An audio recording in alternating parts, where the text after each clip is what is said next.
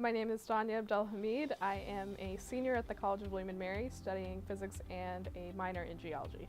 I am currently working on a project to better understand on the most basic level how does a glacier flow. Using materials that aren't glaciers, that's not ice, to try and better understand how might a real glacier flow.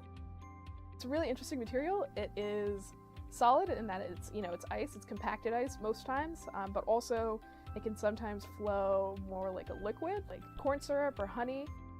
I've also become very interested in thinking about what role have African Americans or Black people had in glaciology in the past. On the surface, it can seem like there's nothing there, but I think it's important and really crucial to think about on a deeper level, how did the roots of glaciology impact the way people do research in the field, but also who does research in the field.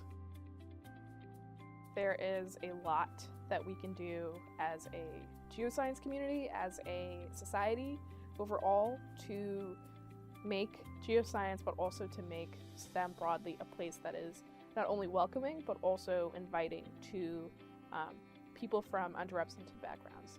I think what I like most about college is being able to more or less take any class that you want and to learn about any topic that you want. And some of the best classes that I've taken have been classes that were not at all related to my major, not at all related to my minor, or any sort of course requirement.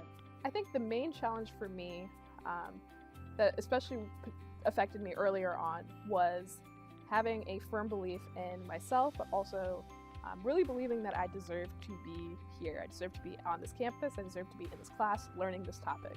What I found most helpful to overcome, feeling like you don't belong in a certain environment or feeling like you don't deserve to be doing what you're doing, I think, is finding communities where there are people who maybe don't have the same exact identity as you, have the same exact experiences, but have dealt with the challenge of not feeling like you deserve to be in a certain space.